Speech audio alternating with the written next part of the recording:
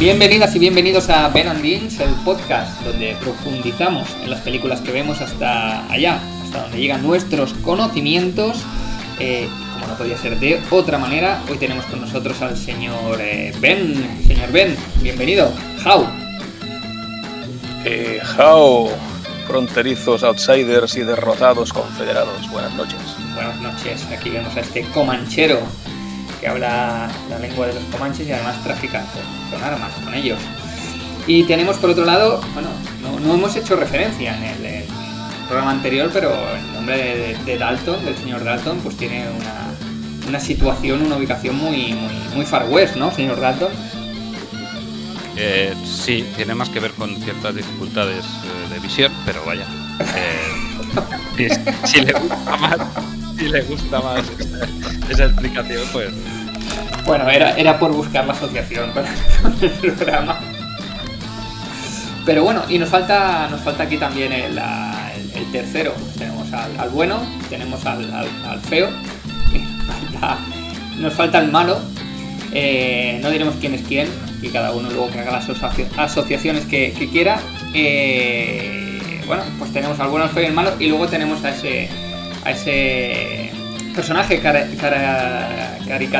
caricaturesco, perdón por el palabrejo, que siempre acaba borracho y tirado en el abrevadero de caballos, que es el señor Dins, que está aquí con vosotros también, que la otra vez se me olvidó presentarme y esta vez no. ¿Por qué estamos haciendo esta presentación tan chapucera sobre cowboys, vaqueros y tal? Porque volvemos a tocar el género del western. Lo hacemos de una manera, es decir, al 50% en el programa anterior, donde relacionábamos la película Bajo Cero con la película, no de John Ford, sino de Howard Hawks, que era Río Bravo. Pero esta vez sí que vamos a tocar un film de John Ford, ¿verdad, señor Ben? Es verdad, esta vez no es Howard Hawks, no es The Searchers de Howard Hawks, que me parecía que usted lo iba a anunciar así. Estaba a punto. ¿Cómo me conoce? Y efectivamente, relacionaremos Noticias del Gran Mundo con Centauros del Desierto, gran título en español, por cierto, uno de esos aciertos, como todos sabemos, y a ver qué tal. Sí, un título que ha quedado ahí en el histórico de las grandes películas del oeste, Centauros del Desierto. En España a veces se hacen cosas que están muy bien, como por ejemplo algún título, hay dos que me encantan, perdone que le corte, pero uno es este. O sea, The Searchers no está mal, los buscadores, pero Centauros del Desierto. Es que no es que sea, es más que mitológico, más que épico.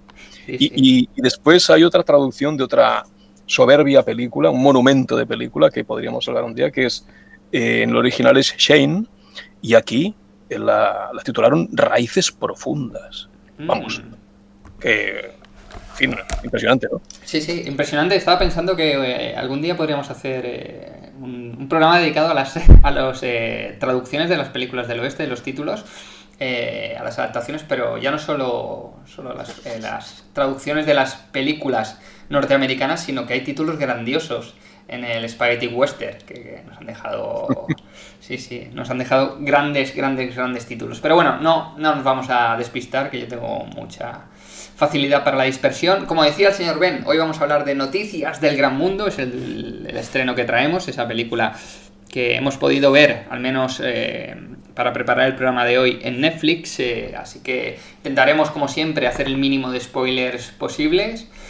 Pero bueno, alguna cosa se nos puede escapar, así que ya lo avisamos y la relacionamos con el Centauros del Desierto, porque en las dos películas hay un secuestro de mujer blanca por hombre... Busca piso soltera.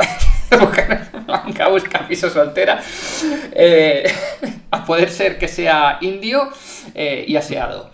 Bueno, pues eso, mujer secuestrada por tribu india y hombre blanco que va al rescate. Esta ha sido la asociación y veremos de qué matices sacamos de todo esto.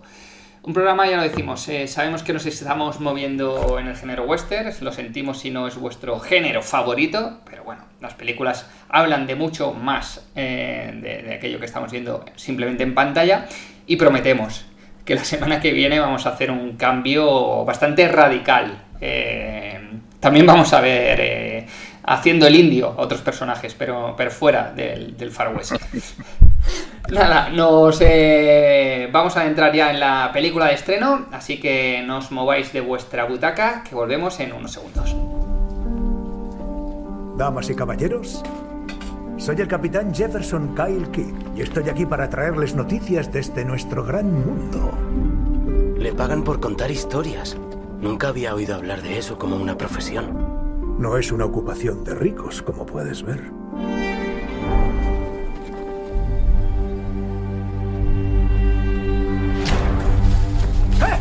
¡Para! ¡Para! ¡No voy a hacerte daño! ¿Me entiendes? Amigo. Aquí pone que te llamas Johanna Leonberger. Los indios te acogieron cuando atacaron a tu familia 6 años antes. Su padre, su madre y su hermana fallecieron. News of the World, noticias del gran mundo. Un título que a mí, no sé, me cuesta, porque digo de todo menos el título real. Digo noticias del nuevo mundo, noticias del viejo mundo, pero no, es noticias del gran mundo. Película del 2020 que podemos encontrar en Netflix, una película dirigida por Paul Greengrass, 120 minutos de película. Y guión del propio Paul Greengrass junto a Luke Davis, adaptación por eso de una novela de Paulette Giles, con un reparto encabezado por Tom Hanks y una, bueno, para muchos desconocida, hasta esta película seguro, Elena Zengel. No sé si no es lo mío el alemán, no sé si lo pronuncio bien. ¿Qué nos dice Film Affinity de la sinopsis de esta película? Pues 5 años después del fin de la Guerra Civil estadounidense, el veterano capitán Jefferson Kyle Kidd, interpretado por Tom Hanks, viaja de ciudad en ciudad narrando noticias, hablando de historias que tienen lugar en cualquier rincón del mundo. Un día en Texas, el capitán se encuentra a Johanna, una niña de 10 años. Un segundito que tenemos aquí, atención, primicia, nos rompe la hipnosis el coronel. Bienvenido, coronel. Hola. Hombre, hola. ¿Qué tal, señor? Bueno, sorprendido. Esto adaptándose. Hola. Claro, no lo hemos dicho. El coronel, no hemos dicho que el coronel no iba a estar hoy aquí, porque el coronel iba a estar y ya lo estáis escuchando. El coronel está aquí. Pero todavía tenemos que acabar de coordinar agendas. Venimos de una agenda bastante incierta y ahora intentaremos mantener una regularidad semanal. Y claro, esto... ¿Sí? Vale. Bueno, léase usted los mensajes, por favor, del grupo. Que sé que últimamente bombardeo con 300 mensajes, pero en algunos digo algo interesante. Coronel, bienvenido, coronel. Muchas gracias, bien hallados. Encantado de reunirme a ustedes en esta nueva etapa. Hombre, hoy no podía faltar usted aquí, cuando hay que sacar la mano a pasear, que está lleno esto de comanches, sioux, apaches. Y ya se sabe que no son buenos. Eso nos ha enseñado el cine, el western. Pero bueno, de eso también hablaremos. Supongo que habrá tiempo para hablar del estereotipo de las tribus indias y cómo las refleja el cine. Y cómo también el hombre blanco intenta estar ahí para salvarlos también. Pues nada, estábamos haciendo esa presentación en la que hablábamos de... No voy a repetir la hipnosis, pero bueno, hablamos de este capitán Jefferson Kyle Kidd que va narrando las noticias por las ciudades del sur de Estados Unidos, hasta que se encuentra con Johanna, una niña de 10 años secuestrada 6 años atrás por la tribu India Kiowa. Y a partir de aquí pues se desarrolla lo que va a ser el inicio de la trama, que es el viaje del capitán Kyle Kidd acompañando a esta niña, intentando llevarla de vuelta con su familia original, su familia occidental. Yo creo que ya aquí no he desvelado gran cosa, sino que es el inicio de la película, pero aquí lo voy a dejar y vamos a ver, vamos a empezar por el señor Dalton. Una valoración así muy generalista. ¿Ha disfrutado usted esta película, señor Dalton? Sí, con algunos matices, pero sí, en general sí, es una película que entra, que a mí al menos me entró muy bien y se puede ver muy bien, sí. Es una película muy con un corte muy clásico, ¿no? A nivel formal es notable, está muy bien. Visualmente es muy, muy atractiva. Creo que está en ese nivel, está muy conseguida. Muy, muy lograda este tipo de grandes escenarios con el ritmo pausado, ¿no? Porque ha optado para explicar, opta para explicar cosas terribles, en realidad, de forma, bueno, no diría amable, ¿no? Pero sí con cierta capa esponjosa, ¿no? A la hora de mostrarnos la crueldad. Que no es una crítica, que es una opción muy válida. Y bueno, a ello contribuye de gran manera que el gran conductor de la historia sea Tom Hanks, que es un gran actor, eso evidentemente, sin duda, pero a mí me pasa, no sé si les pasa a ustedes, me pasa que siempre me da la sensación que como que dulcifica sus papeles, que no digo que sea algo malo, ni que sea cierto siquiera, es una percepción muy personal, pero los hace siempre un poco más blandos de lo que si la opción hubiera sido otro actor. Entonces eso condiciona mucho el tono de la película y en este caso, bueno, está muy bien elegido, ¿no? Aquí podemos ver la diferencia con la película de la que hablaremos luego, con John Wayne, por ejemplo, que es un actor y un personaje mucho más rocoso, ¿no? Bueno, decir que en sus momentos como lector de noticias me ha encantado, me parece que son fabulosos. Y bueno, quizá en este tono sosegado del relato, aun cuando hay escenas de tensión y esa forma de mostrarlo, ¿no? Y junto a lo previsible, porque lo es, hace que en ocasiones pierda un poquito de músculo la película, pierde un poco de fuerza en algunos momentos, ¿no? Roza lo sensiblero en algunos momentos. Entonces ahí es cuando se desbarata un poco, pero bueno, el relato creo que está bien conducido y sí, se deja ver muy bien. Sí, yo bueno, no sé si alguno de ustedes ha tenido la oportunidad de leer la novela, creo que ninguno de los que estamos aquí. Yo no sé cómo será el tono de la novela, no sé cómo será el personaje que interpreta aquí Tom Hanks, pero es verdad que incluso ese final, que ese desenlace de la película, pues deja ver ese tono que apuntaba usted, señor Dalton, bastante dulcificado y con un final pues bastante positivo, ¿no? Dentro de lo que es el desarrollo de la película, que quizás sea una de las cosas pues que no sé, a mí también sea de las cositas, de las pocas cosas que no me ha acabado de convencer del todo. No obstante, creo que Disney estaba al principio detrás de este proyecto también y ahí se pueden entender ciertas cosas también. Pero bueno, pasemos ahora al coronel. Coronel, voy a preguntarle, no sé si, ya sé que le hemos pillado un poco alto a traición así, que estaba usted en sus guerras, y no sé si se ha podido preparar algo, o si ha podido ver la peli, que creo que sí. Eso sí, sí, he cumplido. Bueno, pues a ver, yo de esta película diría varias cosas. Primero, yo creo que nos encontramos ante una revisión del mito del buen salvaje. Me parece interesante ver que los personajes, determinados personajes, resultan maniqueos, muy maniqueos, y que están muy tensados. Me voy a explicar. Aparecen demasiados personajes demasiado impostados desde mi punto de vista.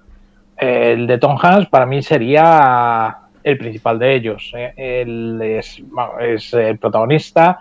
Como bien decía el señor Dalton, y tengo que estar de acuerdo, los papeles dramáticos de Tom Hanks en cualquier momento da la impresión de que va a hacer alguna mueca, porque bueno, donde descubrimos a Tom Hanks todos fue en papeles de comedias, ¿no? Incluso su primer gran drama, el primero fue Historia de Filadelfia, pero el primer gran drama digamos que le catapultó como un mega estrella fue la película de Robert Zemeckis, la de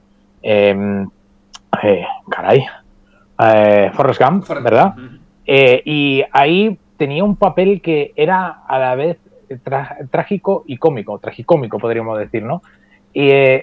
Yo aquí da la impresión en todo momento de que va a arrancar esa vis cómica que tiene muy acentuada, ¿no? Y que quizá le produzca, sea como una especie de losa que lleva encima al interpretar. Pese a que reconozco que tiene un buen papel. De esta película, en concreto, yo destacaría 4 cosas que me han gustado bastante. Porque ya he dicho que, por ejemplo, los personajes me parecen excesivamente planos, demasiado poco trascendentes, no tienen mucho recorrido los personajes. Pero hay otras cosas que a mí me han gustado mucho de esta película y es por lo que la salvo, digamos, ¿no? El primero es la visión de una nación derrotada. Es decir, aquí estamos hablando de Texas ocupada por los soldados de la Unión. Texas estuvo durante la guerra de secesión, estuvo alineada con el bando sureño, no participó con mucha intensidad porque tampoco tenía mucha población, pero estuvo muy del lado del bando confederado. Y bueno, pues aparecen las tropas de ocupación del norte, que en lugar de traer orden, son puramente tropas de ocupación. Entonces yo ahí personalmente vi un paralelismo contra las propias actitudes de las tropas de ocupación de ocupación de las últimas guerras en las que han estado metidos los Estados Unidos, ¿no? Yo ahí vi un cierto paralelismo, ¿no? Como una especie de un atisbo de autocrítica, ¿no? Eso me gustó mucho. En realidad estamos hablando de un Texas que es realmente un territorio sin ley. Literalmente, es decir, no hay jueces, la fuerza la monopoliza un ejército que en este caso es un ejército invasor. Y bueno, pues vamos a decirlo así, la sociedad posbélica que se ha desarrollado es muy de supervivencia y además tiene un monólogo bastante interesante, Tom Hanks, donde habla de, bueno, todos lo estamos pasando mal, este tipo de cosas, ¿no? Que también podríamos hacer muchos paralelismos con la sociedad que estamos viviendo ahora, que parece que estamos entrando en un escenario con un poquito de suerte ya estamos viendo la luz del final del túnel en esta época de pandemia. Pero sí, veo que ahí hay un poquito un atisbo de autocrítica.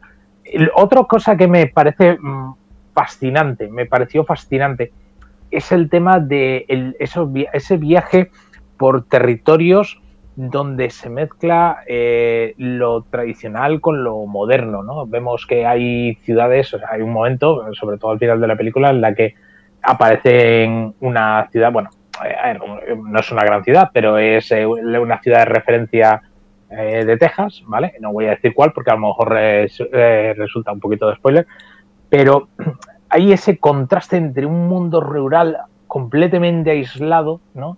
Donde existe todavía el contacto con las tribus nativas de las grandes llanuras de Estados Unidos que se encuentran en franca retirada. Hay una escena tremenda que me encantó, que es cuando, en medio de una tormenta, en medio de la noche, se ve un peregrinar de tribus que están siendo desplazadas por el hombre blanco. Y el cuarto elemento que a mí me gustó muchísimo es, está muy mal decirlo, pero tengo que remitirme a eso, es la fotografía. La fotografía es extraordinaria, los exteriores son abrumadores y a mí eso es una cosa que me gustó muchísimo también.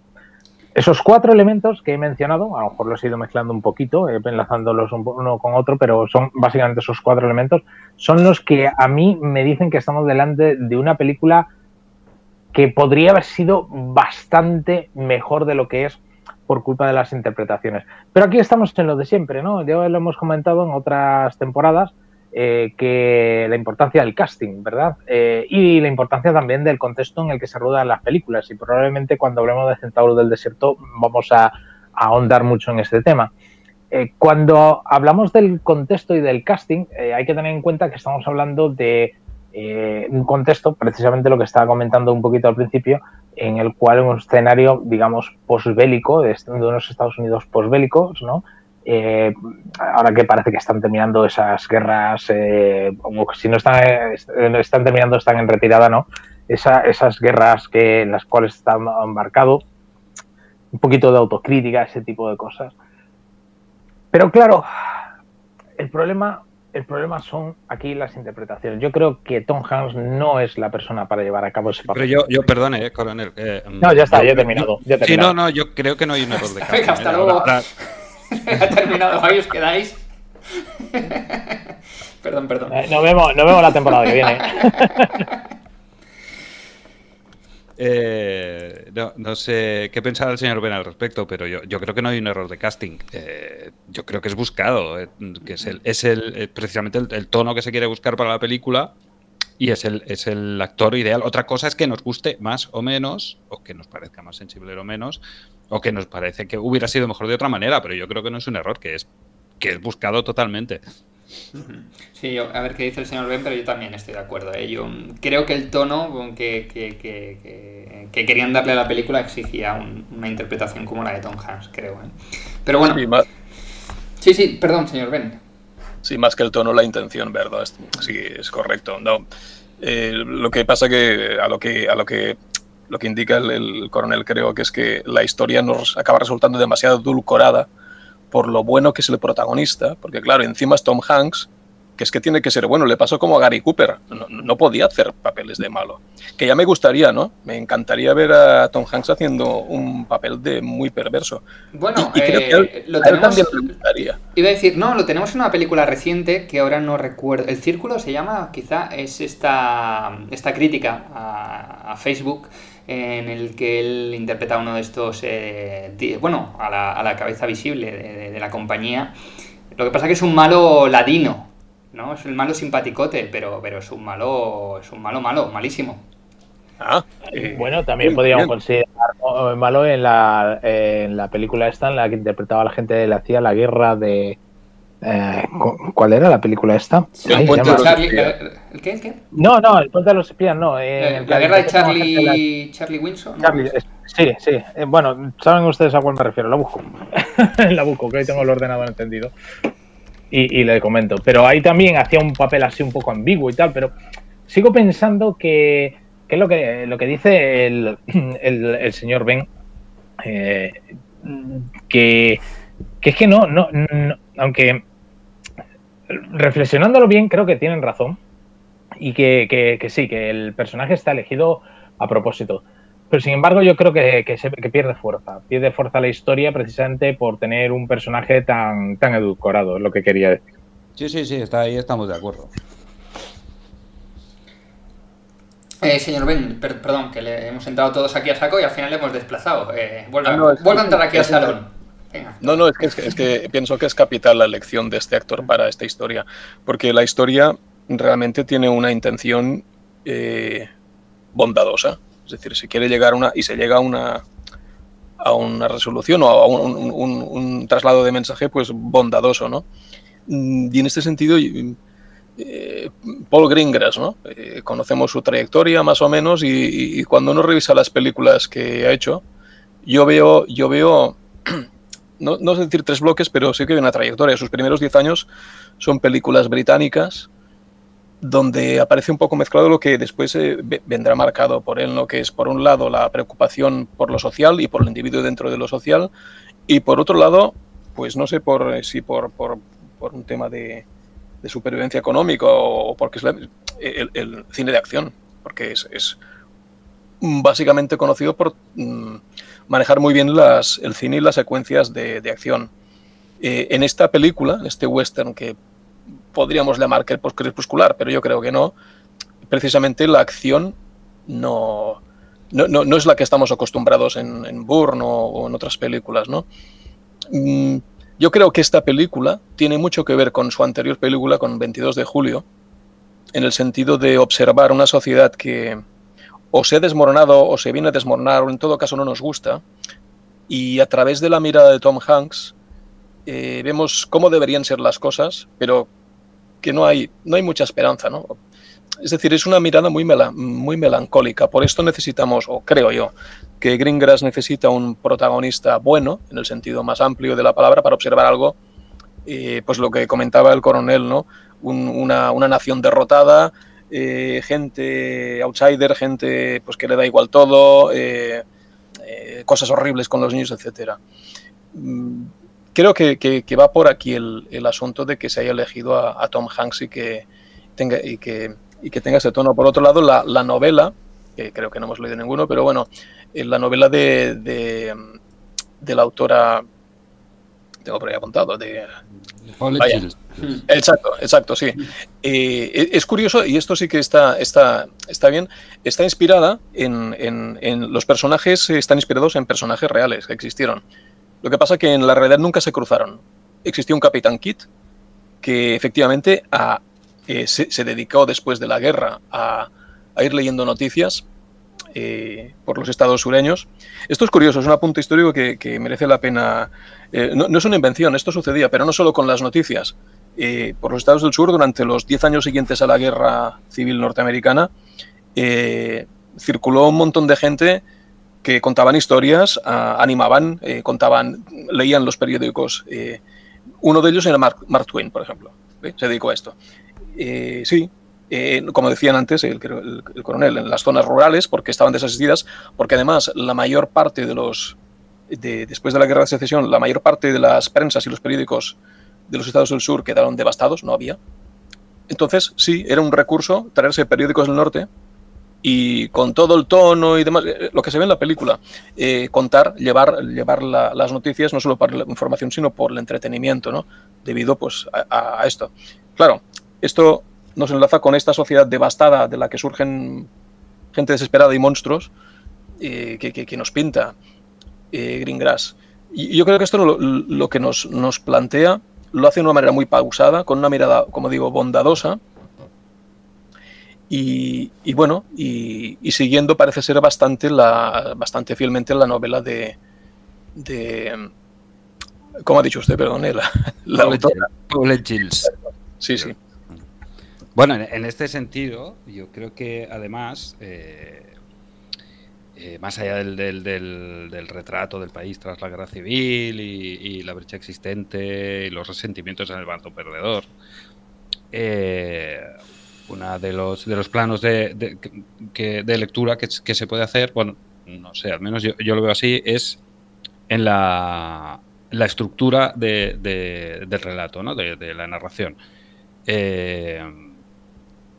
Que va, uno de los temas de los que está hablando es sobre la importancia y el poder y la necesidad también de contar historias, ¿no? La importancia del relato. Porque no creo que sea casual la estructura de la obra, que probablemente viene a partir de la novela, como usted ha dicho, no lo sé, no he podido leerla. Planteada con todas sus diferencias, por supuesto, como una pequeña odisea. Pero una odisea homérica, no solo una sucesión de Sí, exacto. Sigue la estructura del viaje, ¿verdad? Exacto, pero el viaje además de una búsqueda del hogar. En el caso de la odisea es una vuelta al hogar con todo lo que tiene que pasar durante el viaje, y en este caso es una búsqueda del hogar, no es un regreso porque los dos han perdido el hogar que tenían, ¿no? Y las circunstancias que han de ir superando durante el trayecto para finalmente, supongo que no es ningún spoiler, porque es muy previsible y se darán cuenta de que el hogar lo tienen delante, ¿no? Porque se van a encontrar el uno al otro. Y por eso tampoco no creo nada casual el hecho de que Tom Hanks sea un contador de historias, aunque sean noticias, ¿no? Las explica con un énfasis narrativo e incluso épico que va mucho más allá del mero relato informativo, ¿verdad? Y lo hace de pueblo en pueblo, un poco es una referencia como aquellos aedos o rapsodas griegos errantes, ¿no? Que cantaban las epopeyas míticas, y claro, es como una vuelta al origen, ¿no? igual me estoy yendo un poco, pero... No, a mí claro, me está encantando ese paralelismo, siga. Claro, porque la Odisea, o sea, hacer una referencia a la Odisea es uno de los libros, si no el libro fundacional de la narrativa occidental, ¿no? Y entonces sospecho que en la novela tiene que haber mucho de esto en cuanto a la estructura y en cuanto a las referencias. Fíjese que no es casualidad, ahora que lo dice usted, no me parece ahora casualidad que tanto realmente las distintas paradas, que es una cosa que no me había parado a pensar, me llamaba mucho la atención, no me había parado a pensar por qué, pero como las distintas paradas que van haciendo realmente es como si fuesen reinos diferentes, son como países distintos prácticamente, ¿no? Exacto, hasta llegar. Exacto, y no me parece casualidad, y me llamó mucho la atención en su momento que los receptores de la familia de la niña, ¿no? fuesen inmigrantes alemanes con unas costumbres completamente distintas. Estamos hablando de la Alemania de mediados del siglo XIX, que no es la Alemania que tenemos ahora mismo en mente, ¿no? Una Alemania previa a la Revolución Industrial, ¿no? Pues no me parece a mí, ni mucho menos casualidad, como decía, que al final sean una cultura tan diferente como unos colonos alemanes, ¿no? Tiene todo el sentido lo que dice usted. Me ha encantado esa analogía y la verdad es que hago mía sus palabras. No lo había visto así, pero sí, realmente estamos viendo una reformulación de la Odisea, efectivamente. Una más. Además, déjeme que le añada algo más. Al final, el héroe el héroe de guerra, digamos, que está volviendo a su hogar en busca de su amada y que un viaje que no se le ve fin, ¿verdad? Sí. Todavía más, sí, pues muy bien. Sí, incluso, muy bien. Bueno, yo creo que esto es totalmente buscado también. Esta visión del relato sí que no había sido capaz de identificarla durante el visionado. Me ha encantado el señor Dalton esta visión, la verdad. Le da otra dimensión a la película y sin ser eso una de las grandes películas, pues ahora me genera la curiosidad de darle un segundo visionado para poder verla desde esta perspectiva. Yo lo que también creo que había una clara intención para narrarnos a través de esta historia, ya no sé si a través de la novela, porque es lo mismo que dice el señor Ben, no tengo esa información, pero creo que sí que a través de lo que es la película, plantarnos a través de esta historia la situación que se está viviendo en Norteamérica ahora mismo. Una situación inestable, con dos bandos enfrentados que tienen que convivir, donde la información es muy importante y la falta de información o la desinformación es igual de importante. Y creo que esta es otra lectura interesante que sí que ofrece esta película. Quizá no profundice tanto en ello, pero creo que es uno de los elementos narrativos también a destacar. Sí, a eso me refería yo. Disculpe, a eso me refería yo efectivamente con el punto de autocrítica a la sociedad moderna y en los paralelismos con la sociedad norteamericana de hoy. Efectivamente, exactamente eso. No solo la desinformación, porque también podríamos hablar de todo el tema de la desinformación y cómo en un momento de la película digamos que le intentan forzar a leer unas noticias que, digamos, ¿saben ustedes la escena a la que me estoy refiriendo? O sea, cualquiera... Sí, ahí va yo. Es una referencia muy evidente a las fake news y a Donald Trump, ¿no? Digámoslo también. Claro, y al sesgo que se da a las noticias y... manipulación de los medios de comunicación, ¿no? Sí. Eso es. Entonces, bueno, sí, la verdad es que hay mucho del corazón de la América del año 2021 metido en esa película, que bueno, después de todo yo creo que el mensaje final es que nos hemos movido mucho para no ir a ningún sitio realmente, porque seguimos estando en el mismo viaje que después de la guerra. Yo creo que es un poco la reflexión que intenta traernos, en una opinión. Sí, y yo, además a ese nivel, claro, cuando vuelvo al casting, ahora, dentro de esta crítica es que no puede haber un actor mejor, ¿no?, para representar ese esa América buena, ¿no? La América realmente noble de corazón, que como Tom Hanks, ¿no? ¿Qué otro actor puede representar a un protagonista que sea totalmente blanco, vamos a decir, para el público norteamericano y para el público en general? Por eso yo creo que el casting sí que está bien escogido, quizá, pero estoy de acuerdo con ustedes que la peli pues adolece de muchas cosas, entre ellas pues quizá una de las cosas que adolece es ese buenismo, ¿no? Excesivo que sí que vemos en según qué escenas. Otra cosa que quería poner sobre la mesa, más allá de los ámbitos cinematográficos puros y duros, es pues también aquí se hace referencia a lo que es el destierro, la búsqueda del hogar, como decía el señor Dalton, pero también a esas personas que han de dejar sus tierras y dirigirse hacia no se sabe dónde, buscando la esperanza de un futuro. Ya no digo un futuro, digo la esperanza de un futuro. En este caso, pues como no podía ser de otra manera, pues a través de las tribus de indias. El cine, esto quizá yo creo que el señor Ben y el coronel nos podrán ilustrar un poquito más por todo ese bagaje que tienen de western, ambos dos. Pero el western clásico nos ha mostrado a los indios como los malos de las películas, ¿no? Luego sí que es cierto que a partir de ya películas en su tiempo, pues quizá eran más críticas a este nivel, pero en los 70 todavía esto se dio un poco más. Pero siempre ha sido desde la visión del hombre blanco. No recuerdo yo, o es el hombre blanco quien intenta justificar o intenta ponerse del lado de los indios a través de la narración, o es el salvador del hombre, del apache o del indio. No recuerdo yo una película que realmente se posicione desde el bando puramente indio y nos intente explicar la historia desde dentro. Y algunos intentos que he visto pues no me han acabado de convencer, como puede ser Jerónimo, ¿no? La película que más me viene a la memoria. Pequeño gran hombre. Pequeño gran hombre, pero bueno, Pequeño gran hombre no deja de ser un hombre blanco, ¿no? También. De todas formas, a esto le responde el mismo John Ford en sus entrevistas con Bogdanovich y Tavernier. John Ford decía, bueno, es que al público le encanta ver cómo matan a los indios.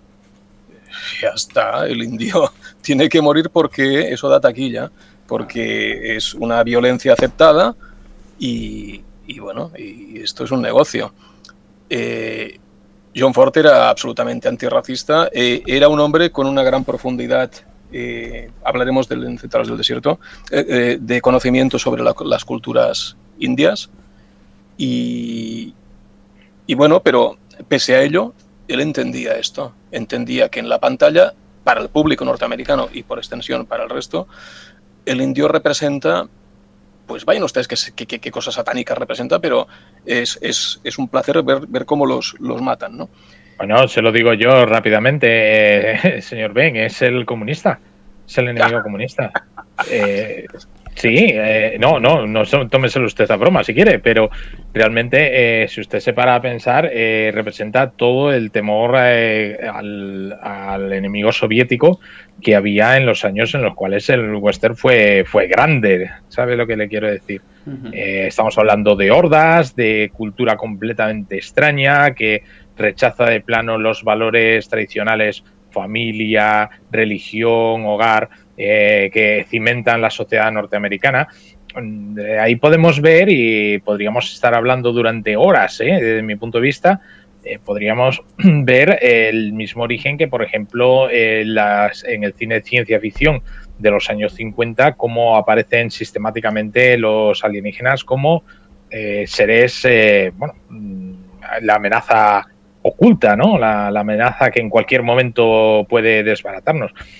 Yo siempre lo he visto bastante claro en ese sentido. Sí, bueno, a ver, entiendo el cine contextualizado en su momento, ni quiero yo abrir aquí un debate que se nos vaya de las manos de la película, pero sí que me refería a que hemos tenido quizá la oportunidad durante más años de intentar dar otra visión. Cuando se habla de refrescar el género western, que esto me voy a esto, a un espectro más cinematográfico. De refrescar un poquito el western, quizás sí que ha habido oportunidades de hacerlo y al final todo se centra en el hombre blanco. Supongo, porque el hombre blanco como salvador, el hombre blanco como negociador, como el que descubre y comprende, o como el que mata, da igual. Pero entiendo también que es la manera de empatizar con el gran público, ¿no? De sentirte reconocido y de llegar a las masas. No sé, es algo que me llamó la atención, pues lo típico. Es algo que vemos aquí, vemos en Centauros del Desierto desde otra perspectiva, pero aquí es Tom Hanks el que intenta comprender, el que comprende y el que intenta ayudar. Un hombre también que viene pues, de una guerra y del bando perdedor, que esto también creo que es importante, ¿no? En la película, que nos dice mucho también de la historia que estamos desarrollando. Una historia que ahora entraremos más en detalle cuando abramos la caja del todo de Centauros del Desierto, pero una historia muy paralela, es verdad, a Centauros del Desierto, pero donde que parece que esta historia cambia un poquito la torna, ¿no? Aquí vemos desde el principio este viaje en la búsqueda de ese hogar con esta niña, y en el Centauros del Desierto veremos el viaje completamente invertido, ¿no? Vemos como digamos lo que no vemos en esta película, lo que pasa al inicio, que es el secuestro de esta niña occidental y llevada a la tribu india. Creo que son dos pelis muy, muy complementarias, así que el señor Ben yo creo que fue muy, muy avispado ahí al verlo. Pero es verdad que tenemos paralelismos con otras películas, como aquí propuso el coronel, como puede ser The Road, ¿no? Por ese viaje, ese descenso a los infiernos, ese deshumanización, ¿no? de la civilización. O incluso, no sé si a ustedes ha habido momentos que esos reinos de taifas, que decía por ejemplo el coronel, le podían recordar a escenas o momentos del Corazón de las Tinieblas, por ejemplo, de Conrad. Bueno, hablo yo. Como nadie se anima. Yo desde luego que sí. Yo completamente enamorado de la visión homérica que ha descrito el señor Dalton. Debo decir que está claro, es decir, cada pueblo tiene una idiosincrasia, es un reino en sí mismo. Aparece, desde mi punto de vista, reflejado como si fuese un viaje en sí mismo. Cada vez, si se dan ustedes cuenta, es también un tema muy recurrente y en estas tertulias y tal, muy parecido a la búsqueda del coronel Kurz, como cuanto más se van adentrando en el territorio indio, cada vez la civilización va siendo más salvaje, más... Yo estoy teniendo ahora mismo en la cabeza la colonia esta que montan que se encuentran, que está montada, pues no me acuerdo ahora si era para hacer el ferrocarril o era de mineros o algo así, ¿no? Donde le piden que lea. Y cómo efectivamente, conforme se van introduciendo cada vez más y más y más en territorio indio, cada vez va habiendo menos soldados de la Unión, ¿no? Que son los que representan no tanto el orden, no tanto la justicia, perdone, como el orden, ¿no? Y va dando paso a pues unas tierras cada vez más salvajes. O sea que sí, indudablemente, desde mi punto de vista, hay un claro paralelismo con el Corazón de las Tinieblas. Pero es que en cuanto vemos cualquier historia que medianamente narre algo de eso, el Corazón de las Tinieblas es tan grandioso que realmente vamos a encontrar paralelismos en muchísimas narraciones a la obra de Conrad. Sí, puestos a buscar conexiones más que paralelismos, yo encontraría en esta película también una conexión muy fuerte con la película de Truffaut, con L'Enfant Sauvage, por lo que respecta a la niña, que no hemos hablado de ella, ¿no? Y que es primordial en toda esta historia. Si recuerdan o si tienen presente la película del Niño Salvaje del año 70, la historia es una historia real sucedida a principios del siglo XIX, donde apareció un crío en Francia, un crío de 12 años que estaba absolutamente salvajado, que había vivido en el bosque, no sabían cómo había sobrevivido desde pequeño y bueno, el doctor Jean Guittard lo coge, un precursor de la psicología, e intenta, por un lado, entender cómo ha sobrevivido y sobre todo, pues devolverlo a la civilización, ¿no? Que es un poco lo que en Tom Hanks intenta con la niña alemana, aunque no sea lo mismo, es decir, la niña ha estado con unos salvajes, vamos a intentar devolverla allí donde te pertenece por etnia y por derecho, que es a su cultura, con su familia occidental, alemana o no, y este niño, pues bueno, vamos a intentar recuperarlo. En la película de Truffaut, que es excelente, allí se entendió algo, ¿no? Que hay una etapa del ser humano que es hasta los 4 años, donde si no se aprenden las habilidades comunicativas, sobre todo la del lenguaje, ya nunca jamás podrás recuperarla, ¿no? Tus esquemas neuronales no van a integrar esto, no lo van a aprender y el lenguaje será para ti algo inalcanzable. Con lo cual, el niño pues acaba haciendo una serie de conductas imitativas de lo que ve, pero jamás será lo que no es, ¿no? Él es un salvaje, realmente. Me recordó mucho la película porque, por la edad, después he visto que sí, que la niña alemana tiene 12 años también cuando es rescatada. Hay un gran abismo, ¿no? Que aunque Greengrass se aproxima y demás, pero ¿qué piensa esta niña? ¿Quién es? Ella misma, ¿no? Igual que el Capitán Kidd, este viaje que hablábamos con el señor Dalton, también es un viaje de descubrimiento hacia uno mismo, ¿no? ¿Quién son ellos? Al final encuentran más o menos su lugar en el mundo. Como decía él, el hogar es uno mismo, o no sé cómo lo ha dicho, estaba bien. Pero, claro, un personaje viene de ver cómo su sociedad se ha hundido y la otra viene pues de una cultura que está siendo arrasada. Es decir, blancos entre blancos se están matando y a la vez están matando también a los autóctonos. Es decir, todas las tribus se matan y esto parece, más que la Odisea, parece la Nábasis, ¿no? De Jenofonte, cuando intentan escapar y todo el mundo se mata y aquello es una Babel de... En fin, pese a la apacibilidad de la película de Greengrass, el fresco que nos pinta es muy deprimente. Es muy deprimente y el personaje de la niña en este sentido es para verlo de nuevo, porque claro, es trágico, está absolutamente... está abandonada. La han arrancado de un sitio, la han llevado donde pertenece y cuando más o menos allí la vuelven a arrancar, la llevan con alguien que son su familia pero que no la entienden. Qué desarraigo de película, ¿verdad? Y esto es, a pesar, ya les digo, a mí me quedó esto, ¿no? A pesar de la apacibilidad del filme, nos presenta algo difícil de tragar y como decían ustedes, y sigue estando muy presente en nuestras sociedades, esta pelea, esto que apuntaban ustedes en Estados Unidos, ¿no? La lucha por la identidad, y mi identidad se basa en que yo tengo el derecho a acabar con el otro. Bueno, pues sí que hay un paralelismo muy, muy, muy grande. Perfecto, pues no habíamos hablado mucho ahora que hace usted mención a esa niña y esa visión o esa sensación de desarraigo que tiene. ¿Qué les parece a ustedes la interpretación de Elena Fengel? ¿Convincente, no convincente? A mí, por ejemplo, he de decir que es una interpretación que me gustó. La verdad es que me sorprendió gratamente. Está muy bien. La verdad es que sí.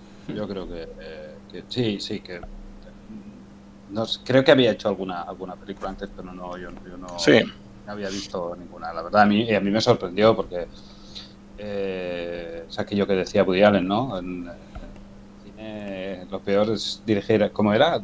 Creo, igual me estoy colando, pero algo así como que lo peor era los niños y los animales o algo así. Sí, no, es correcto.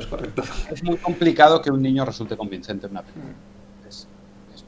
Yo eso se lo había oído a Alex de la Iglesia. Pues igual me he equivocado. Pero bueno, es como cualquier cita de cine se lo puede usted... sí, cualquier cita literaria es de Oscar Wilde, pues es lo mismo. Bueno, ahora... Sí, no, pues lo que decía, me parece muy complicado que un niño sea convincente del cine, porque simplemente por experiencia y por tablas es difícil, y en esta ocasión pues me parece que está bien, ella lo hace muy bien y que está bien dirigida. Yo es que creo que tampoco tiene un papel muy difícil, las cosas como son. Es decir, no le quiero quitar mérito tampoco, ¿vale? Pero ya he dicho que a mí una de las cosas que no me gustaron de la película, y quizá es lo que más le he hecho en cara, es el tema de que los personajes son muy planos desde mi punto de vista. Tienen muy poco desarrollo. Son previsibles. Y bueno, pues hacer una chica que habla en Quillota,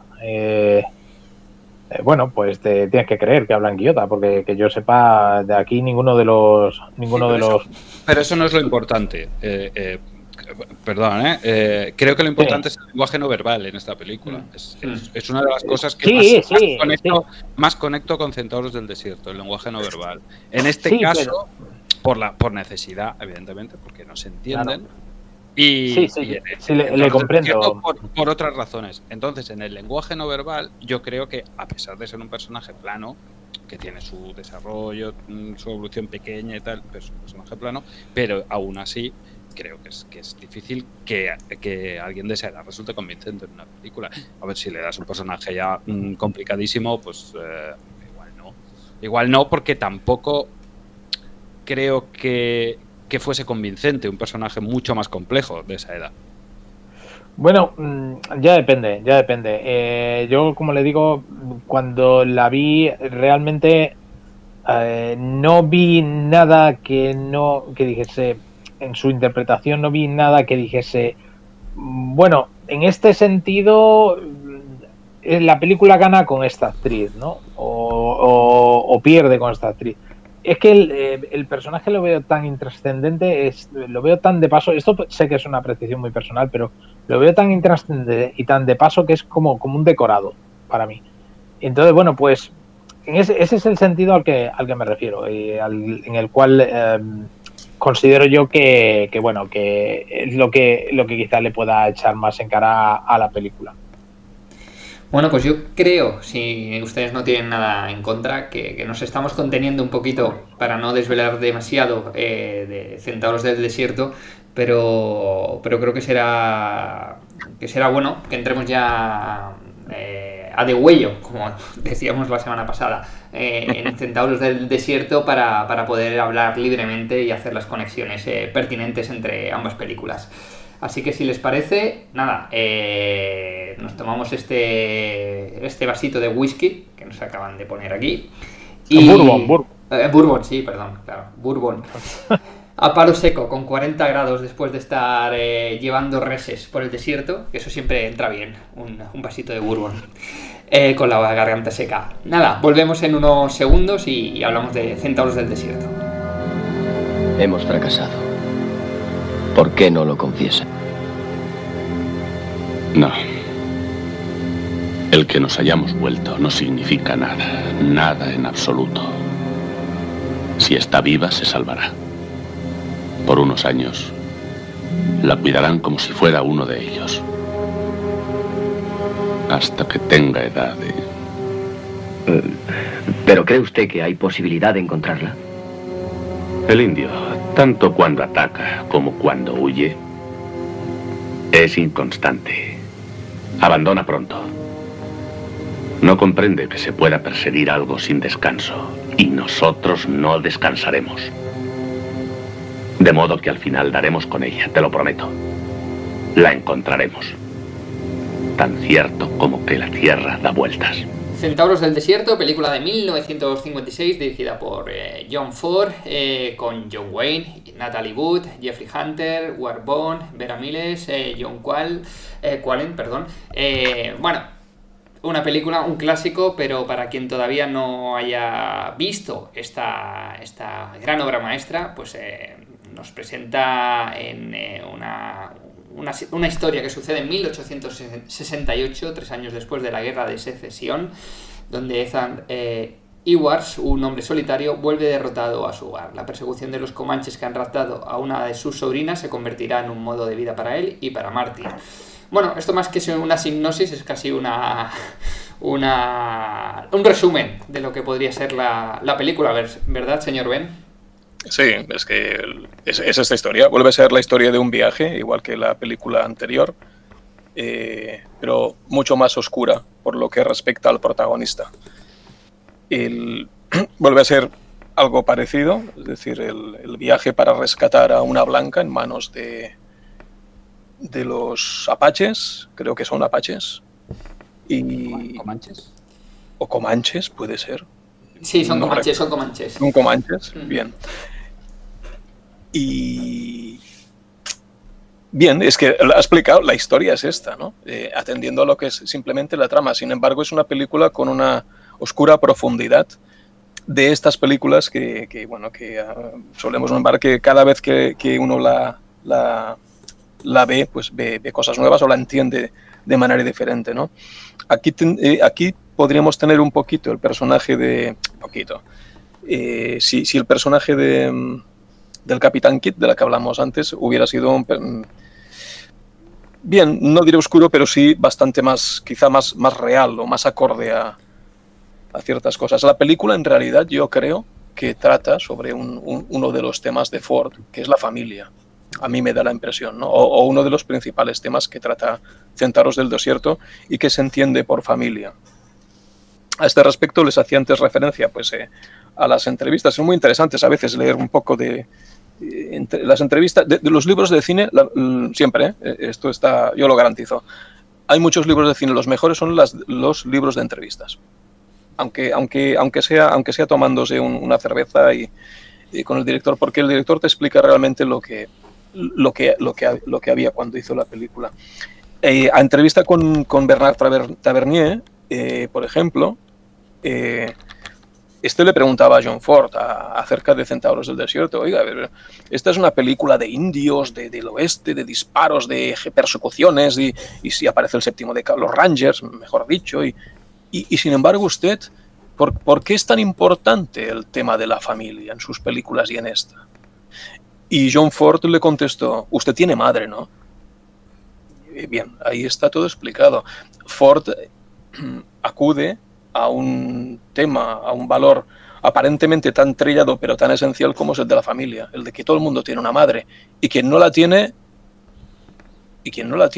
¿qué pasa con él, no? Como estos niños, como estos niños que decimos que se trata que estos protagonistas quieren rescatar. Bueno, también está desenvuelta esta historia en un territorio cuasi fronterizo, un territorio en disputa donde al igual que en la película anterior, los blancos masacran a los indios y los indios también masacran a los blancos porque se odian mutuamente, porque claro, están liza nada menos que la tierra donde uno vive. Entonces aquí no hay simpatías ni hay amigos porque esto era así. Y este es el planteamiento, a mi modo de ver, de Centauros del Desierto, en el cual podemos ir profundizando. Pues es interesante lo que comenta, señor Ben, el tema de... Yo creo que esta película es una película que creo que he visto 4 veces. Y siempre le descubres cosas interesantes cuando la vuelves a ver. Y ya, no sé a ustedes, pero yo cuando la he vuelto a ver he vuelto a disfrutarla. Pero como la primera vez, decir, joder, qué buena, ¿no? Es la película y es solo el inicio. Es solo el momento, pues sí, el momento de la familia, ¿no? Como usted dice, señor Ben. Que sucede todo dentro de la casa, en un comedor, hablando. Y ahí ya Ford te presenta muy bien a los personajes y te presenta la carga emocional que hay entre ellos y las conexiones, los lazos, ¿no? Que los unen, que va a ser el desencadenante de lo que al final es una venganza, ¿no? No te los presenta, si usted lo ve, esto es muy interesante, se sugieren. Bueno, sí, es cierto. Sí, hay un trabajo muy interesante, el guionista Frank Nugent explicó, perdone que le interrumpa, él explicaba cómo Ford en esta película le obligó a hacer algo, y Nugent ya era un escritor y guionista reconocido, le obligó a hacer algo que después dijo, pues oiga, esto está muy bien, y lo hizo siempre. Y de hecho en las escuelas buenas de cine obligan a hacer a los estudiantes de guión, que es todos los personajes de tu historia, por pequeños, por episódicos que sean, tú debes conocer perfectamente su vida. Es más, la tienes que escribir. Es más, aunque tengan solo una línea de diálogo, o ni eso, tienen que tener 4 páginas de un background, de un currículum, ¿no? Esto Nugent lo hizo para Centauros del Desierto, a petición de Ford, y esta base, digamos, de documentación de personaje le permite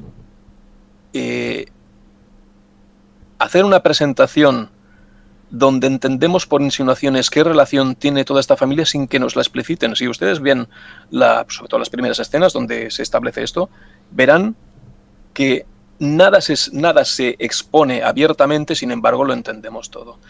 O hasta donde nos dejan entender, porque hay muchas lagunas oscuras, ¿no? que pueden ir apareciendo durante la historia o puede que no. Pero fíjense en el trabajo de escritura previa, que es uno de los fuertes de la película junto con la música, yo creo. La verdad es que hay muchas cosas. Se abren muchos frentes que uno no sabe por cuál tirar. Ha abierto usted muchos caminos ahí, señor Ben, y muchas cosas interesantes que comentar.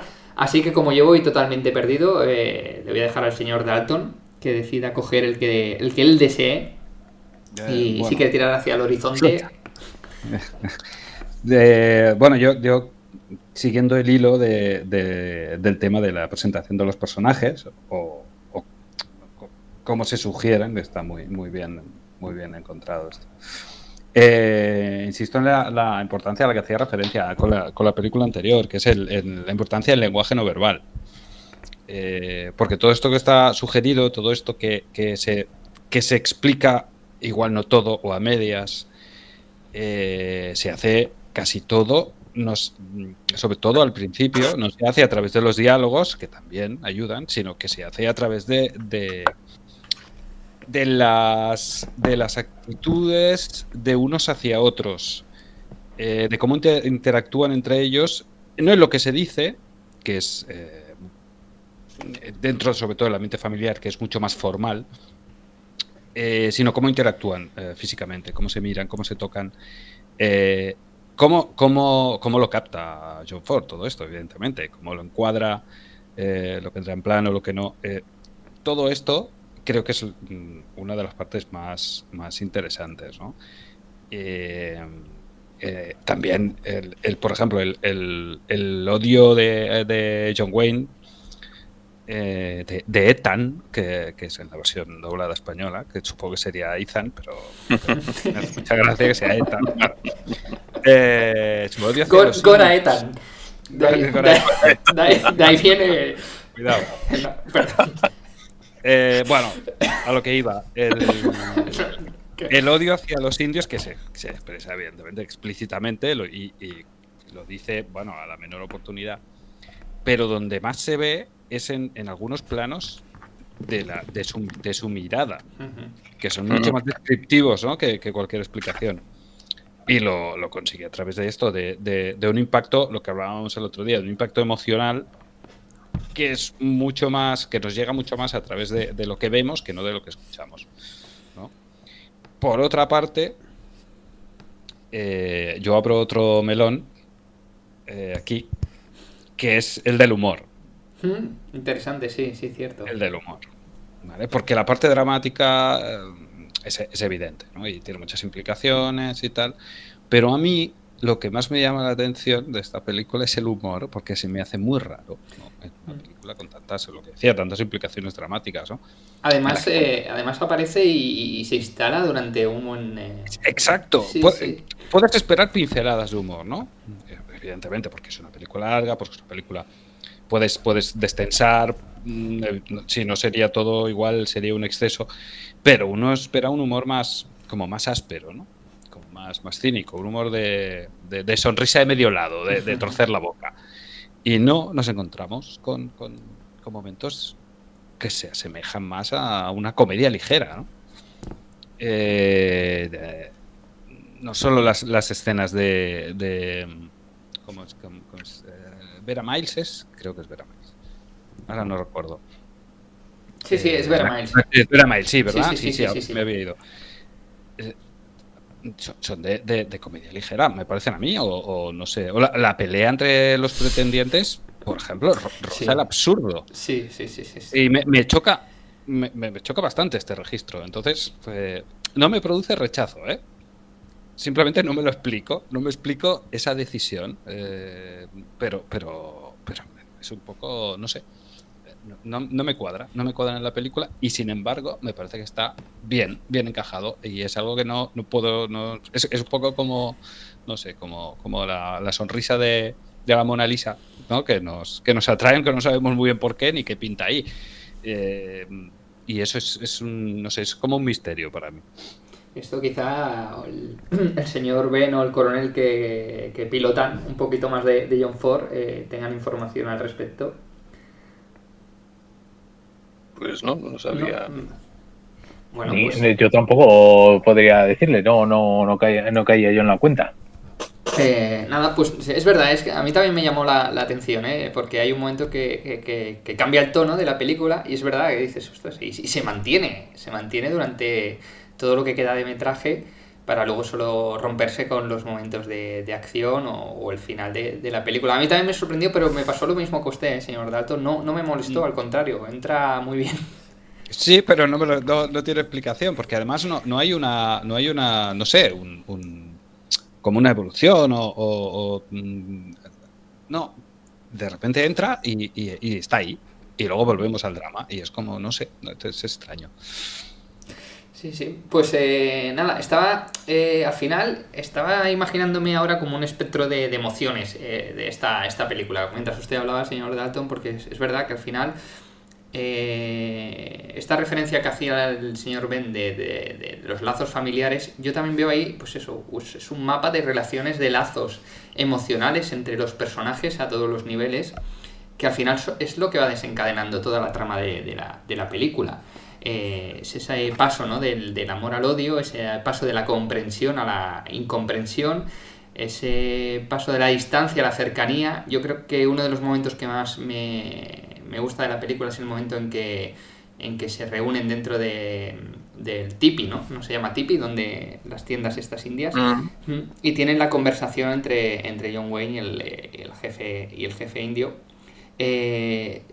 donde son dos hombres que no están condenados a no entenderse y al final están defendiendo lo mismo, ¿no? Cada uno está defendiendo, son situaciones de venganza, pero porque al final los dos han perdido a su familia.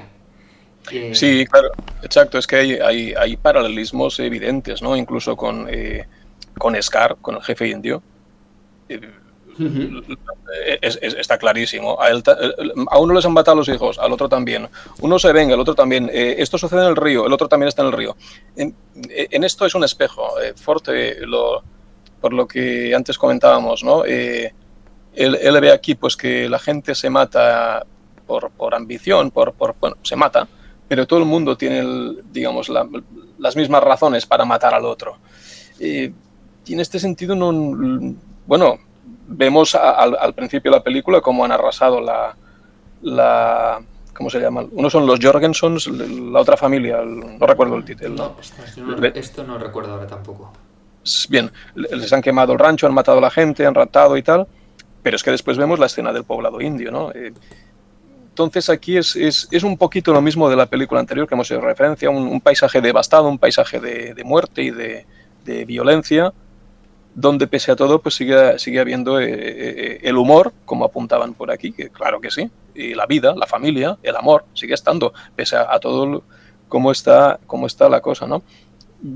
Yo un poquito más la película hay que verla porque es maravillosa y como dicen ustedes, se ve estupendamente y se vuelve uno a emocionar una vez más cuando la ve. Yo querría apuntar un par de elementos que, como en otras películas, y esto es natural, pero es así, que desaparecen pero que pertenecen al recurso narrativo, ¿no? Uno es menor, pero no deja de ser importante, como es los nombres originales de muchos de los personajes.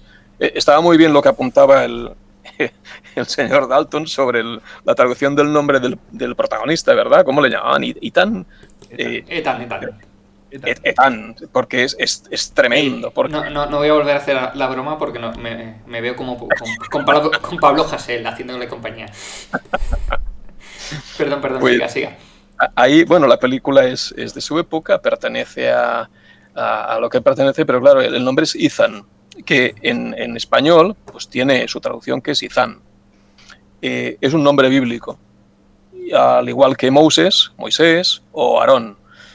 Son los nombres originales, entre otros, de diversos protagonistas de la película, ¿no? Cuando vemos lo que sucede, en general el público que vio esta película a finales de los 50, cuando se estrenó, pues bueno, es un público que ha tenido su educación o su crianza bajo el protestantismo, en el cristianismo en general, y más o menos eran unas generaciones que conocían la historia sagrada. Por lo cual, también a través de los nombres y la remembranza de la historia de estos personajes en la Biblia, Ford nutre de más fuerza por similitud, por paralelismo a sus personajes con ellos, ¿no?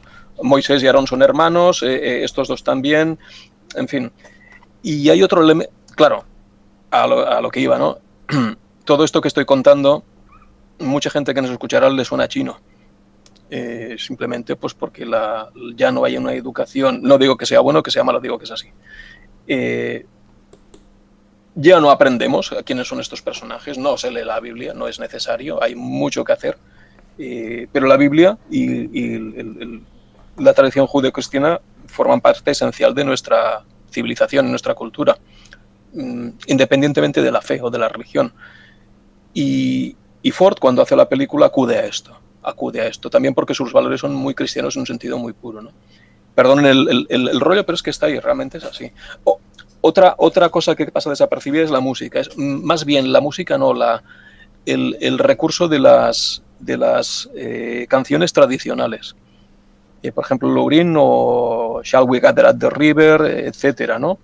Si se fijan la próxima vez que la vean, observen cuando Ford introduce estas canciones, estas tonadas tradicionales, que también tienen una significación sobre todo para el público norteamericano, también en aquella época, hoy también, incluso para nosotros, que hemos visto mucho cine también, ¿no? Y vemos cómo utiliza, por ejemplo, Shall We Gather at the River, que es un himno de ritual, es un himno evangélico, protestante, en rituales como el entierro o la boda. ¿Por qué es importante? Porque si lo vemos, Ford utiliza esto para contrastar con los sentimientos del protagonista Ethan. Mientras que los demás los entierran o se casan, Ethan es un outsider.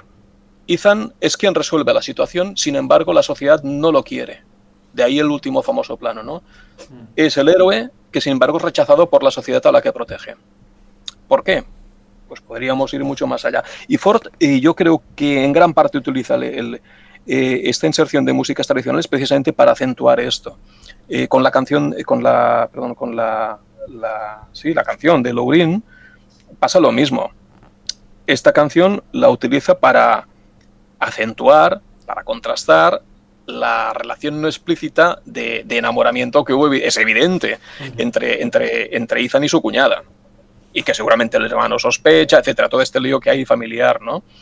Bueno, para ponerlo no solo de relieve, sino para marcar dramáticamente y sobre todo emocionalmente esta tensión o esta melancolía de unas personas que siguen enamoradas, seguramente, utiliza esta canción. ¿Por qué? Porque esta canción precisamente es la típica canción muy bonita y muy conocida en Estados Unidos, de cómo te recuerde cuando regrese al hogar, nada me separará de ti, etcétera, ¿no? Bueno, son elementos que Ford conjuga de una manera magistral y que están en la película.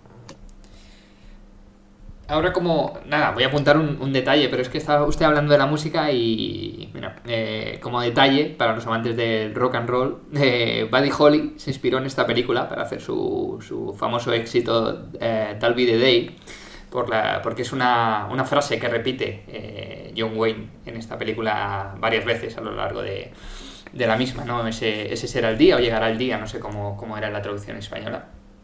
Pero sí, le marcó esta película y de ahí viene el título de la canción. Estaba pensando, porque es verdad que esta película tiene similitudes, ya lo hemos hablado, con Noticias del Gran Mundo, pero también similitudes en la historia real que rodea ambas películas. The Searchers también está inspirada en una novela del mismo título del escritor Alan Lee. Lo que no sé si los dos se basan en la misma niña, esto ya habría que mirarlo, pero... Es curioso, en Forto oscurece mucho más la historia. Por ejemplo, el personaje de Lee May, el Ethan de Lee May, que creo que en la novela no se llama así, la leí hace un montón, no recuerdo nada. Es decir, Ford nos presenta a un Ethan que regresa no de la guerra civil, ha luchado en la guerra civil, pero no regresa de la guerra civil, vuelve de México. ¿Recuerdan, quizá los que lo han visto hace poco, cómo entrega al chico la medalla? Una medalla cierto, que es roja y verde? Está claro, este estuvo en la lucha entre Juárez y Maximiliano, seguramente con Maximiliano, porque si no, ¿de qué la medalla, no? Pero además estamos viendo que claramente por el dinero que suelta y la osquedad como decía el señor Dalton, es muy importante la expresión corporal, la osquedad. La osquedad y estos detalles nos dicen que ha perdido una guerra, pero el año o 2 años siguientes a perder la guerra se ha convertido en un forajido, en un mercenario, en un forajido, en una persona de mal vivir. Así llega, ¿no? No sabemos qué ha pasado, pero nada bueno. Nada bueno. Se ha convertido en un tipo muy decepcionado, pues exactamente en eso, en el outsider, que ya no tiene o no quiere cabida en la sociedad. Esto está... Pues bueno, pues sí, está ahí. Perdón, por lo que decía, por la novela.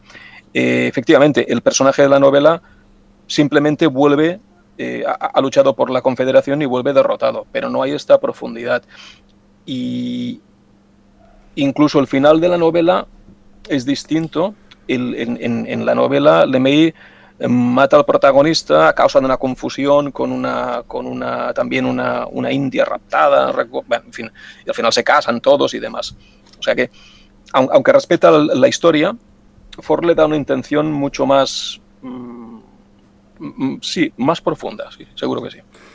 Sí, bueno, más allá de esto, a lo que me refería también es que el personaje de la niña secuestrada está basado en una niña que fue secuestrada realmente a 9 años de edad, Cynthia Parker, que fue secuestrada por indios comanches y kiowas. Por eso digo, no sé si se basarán en el mismo... Es el mismo personaje. Es el mismo personaje. Exacto, sí, es el mismo personaje. Sí. Vale. Correcto. Es curioso, digo, mira, pues tenemos otro punto de conexión muy directo y muy real ahí con esa historia real de esta niña que acabó, en realidad, en la vida real, acabó convirtiéndose en esposa del jefe guerrero de la banda de los Nokoni, Peta Nokona. No es que que parece de broma, ¿no? Los Nokoni, ¿cómo se llama el jefe? Pues Nokona. Nokona. No me lo estoy inventando. Esto que dice ahora es muy importante en la película. Es decir, racismo. Bueno, ¿qué es lo...? A mí me da la impresión.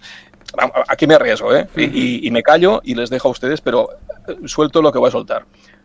El enconamiento, el odio, todo lo que lleva Ethan contra los indios y contra la chica, contra Natalie Wood, que por cierto, su hermana pequeña, Lana Wood, es la que hace el papel cuando es pequeña, o sea, la cosa de familia de Ford.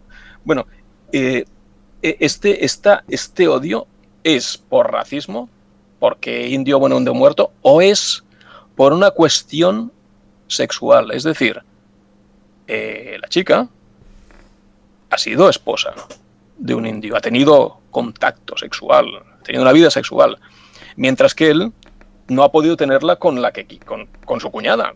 Él en eso es un frustrado. Yo ahí veo, más que puro racismo, veo una frustración terrible y un deseo de venganza, no se sabe contra qué, descontrolado. Y las pagan en principio estos cuartos de sangre indios o estos medio indios, como él llama, ¿no? Y ahí lo dejo.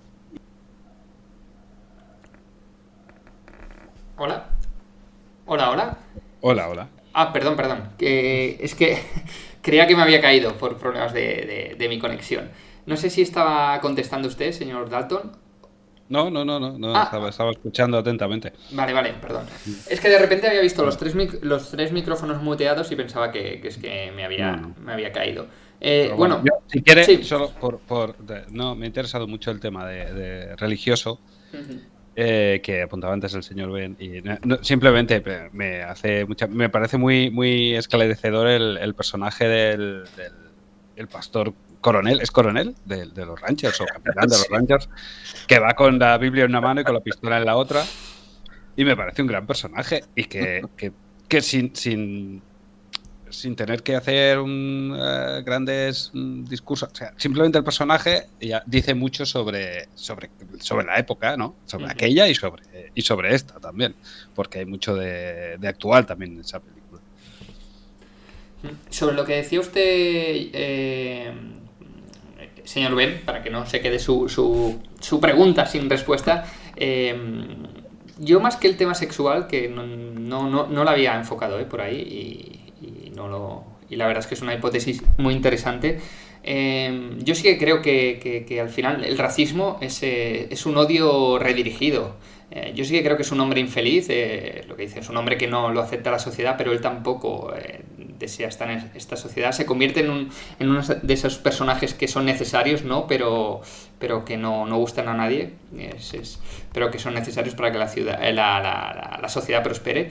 Y al final yo creo que es ese amor no correspondido, ¿no? Esa tristeza que lleva dentro, esa falta de felicidad, que es lo que reconvierte él en ese odio y lo proyecta, en este caso, hacia todo lo que tiene a su alrededor, que no es nada más que su propia familia, ¿no? La gente que tiene cerca, porque creo que representan todo aquello que él no puede tener. Yo lo miraba más por el lado más emocional, pero quizás sí que tenga una base más física, ¿no? Más carnal, al final. Como usted apuntaba, señor Ben. Pues, yo en este sentido, a ver, más allá de la motivación, que yo creo que aquí John Ford abre muchas puertas y todas son válidas, pero no te acaba de definir ninguna. Pero está muy bien medido ahí. Todo esto que se intuye, pero no se acaba de saber. Y sí, evidentemente es un tipo muy racista. También muy en cierto sentido, como podríamos decir narcisista, no es la palabra, ¿no? Porque es una máscara para ocultar toda la rabia, ¿no? Y la frustración que tiene por las razones que sea, ¿no? Porque él es un tipo que siempre tiene razón. Nunca da por buenas las propuestas de los demás. Y te anticipa que te vas a equivocar, siempre.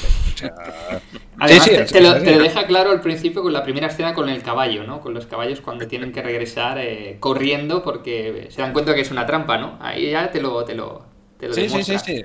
Exacto. Y él siempre... su actitud es de tengo muchos tiros pegados. En este caso literalmente. Y sí, es así. Y nunca muestra una debilidad, ¿no? Y esto con su compañero de viaje, ¿no? Con Marty se llama, creo. Que bueno, que también le desprecia por tener una parte de sangre india. Que luego parece que va dejando paso a una mayor tolerancia, que bueno, que piensa uno que remedio, ¿no? Si es tu única compañía durante no sé cuántos están por ahí, 5 años, pues, normal, ¿no? Pero jamás, aunque lo vaya tolerando, que sea su única compañía, jamás lo llega a tratar como un igual. Y por ejemplo, la escena en la cantina mexicana, que es también un poco tono de comedia, pero es muy clarificadora sobre eso, porque ahí vamos otra vez al lenguaje no verbal, porque él está hablando con el tipo mexicano que le iba a llevar con el indio, pero sin embargo, al mismo tiempo, la recuerdan ustedes, ¿no? Que le va quitando el vaso de tequila cada vez que el tipo del bar le quiere servir. Y realmente lo está despreciando, es el muchacho simplemente, ¿no? Aunque haya, evidentemente, con todos los años que ha estado a su lado, con todo lo que han pasado, con los años que ha crecido, sigue siendo el muchacho para él, ¿no? Y esa superioridad sobre los demás es algo que durante toda la película, y yo creo que bebe de la frustración, porque al final es una de las cosas que le hace ser un outsider, ¿no? Y un solitario. Sí, quizá aquí la diferencia notable en ese viaje que vemos del héroe en este caso, comparada, si la comparamos con Noticias del Gran Mundo, el principio es un viaje de salvación, ¿no? En Noticias del Gran Mundo es intentar devolver, hay una finalidad de devolver esta niña a su familia. Otra en realidad es la búsqueda de un hogar por parte de todo el mundo, más que de la salvación, tanto en una película como en la otra, yo creo. Sí, es interesante esto, sí que es cierto. Me refería a la premisa, ¿no? Que te plantea el inicio, el desencadenante de la historia. En una es simplemente el devolver, hay una intención buena. En este caso es todo lo contrario, ¿no? Porque a mí la duda que me queda, y eso sí que me voy a ese terreno, al del hogar, al encuentro del hogar, es que en la primera sí que lo encuentran, ambos. Pero en esta segunda, ¿al final encuentran ese hogar? ¿O se dan cuenta sobre todo el personaje de John Wayne? Claro, es que aquí en la segunda el que importa es John Wayne, es decir, el resto encontrarán su pareja, encontrarán su hogar, ya lo tienen. En este sentido, creo que el personaje de John Wayne, Ethan, se apoya o es paralelo al de Amos, al del viejo, que en realidad, ¿qué es lo que quiere? Porque quiere una mecedora y un techo. Y después de todo lo vivido, ¿no? Se vive mucho, pero al final quieres estar tranquilo. Yo creo que es esto, ¿eh?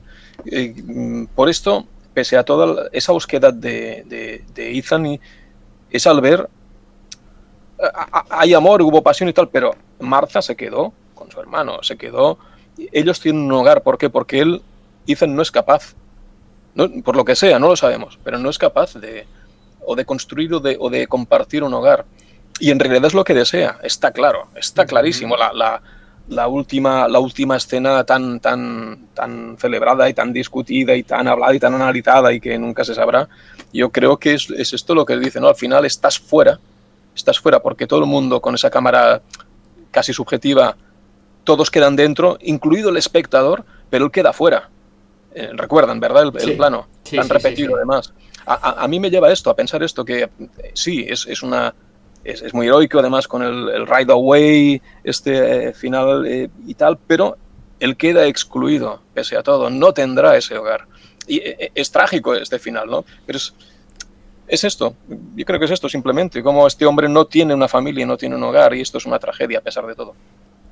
Pues al que nosotros no queremos dejar fuera es al coronel, simplemente que... No, yo estoy muy a gusto fuera, escuchándoles a ustedes.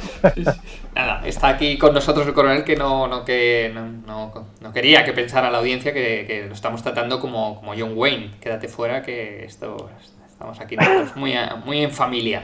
Al contrario.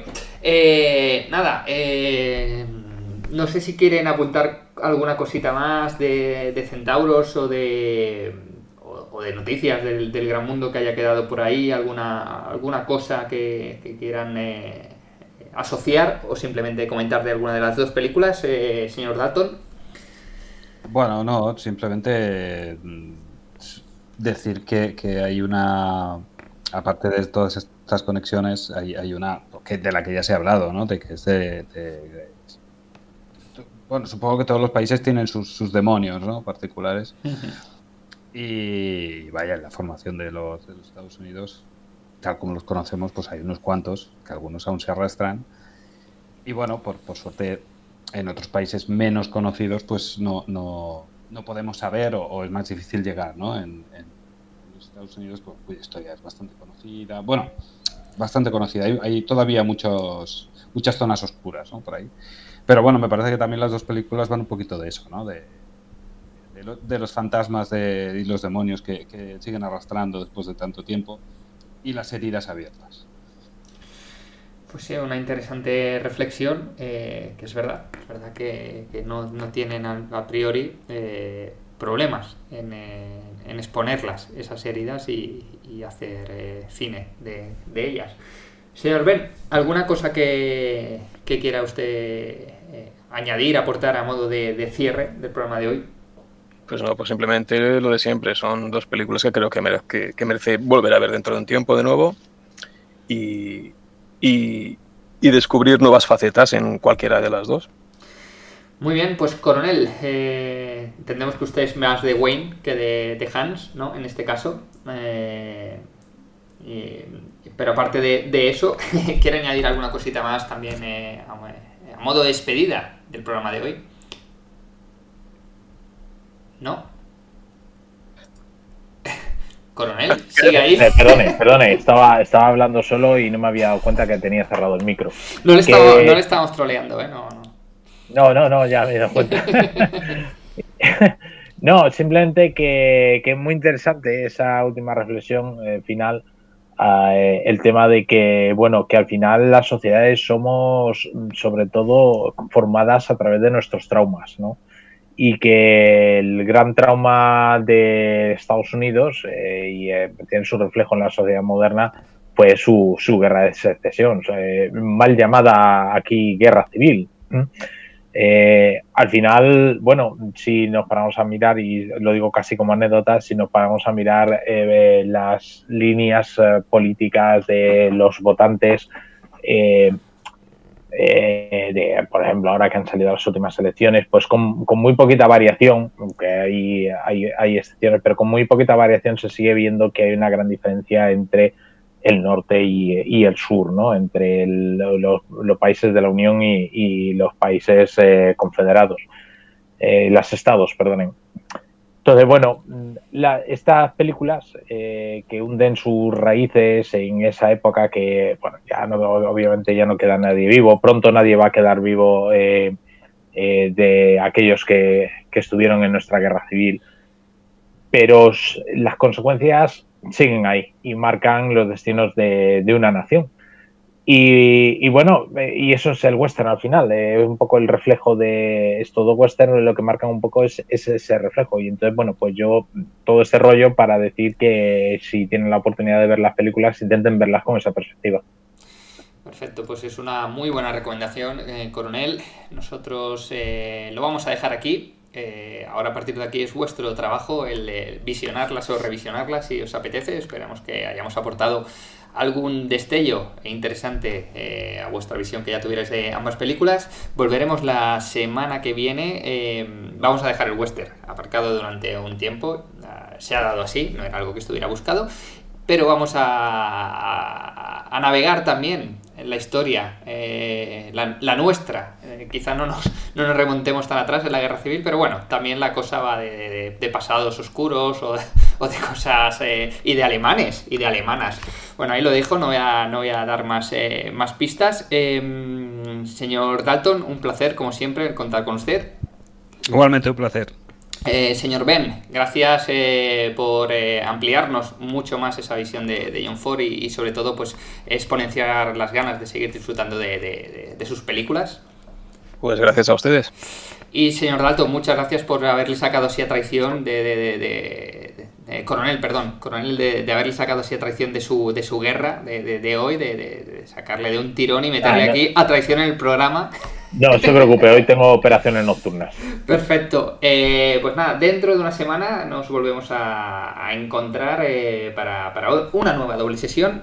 Hasta entonces nos podéis encontrar en los canales habituales, como siempre en iVoox, ahora también en YouTube, para aquellos que prefieren escucharlo todo por YouTube. Volvemos a Spotify, estamos en iTunes, estamos en Google Podcast. Es que ahora estamos en todos lados, ahora no hay excusa para no escuchar Ben and Deans. Como siempre, por favor, si os interesa y queréis que sigamos haciendo programas como el de hoy, o incluso que hagamos algún día un buen programa, pues darle like al mismo, porque eso nos ayudará a tener una repercusión mayor, y eso, pues mira, el ego te lo llena, y el ego lo que hace es que tengas ganas de hacer más cosas para seguir alimentando tu propio ego.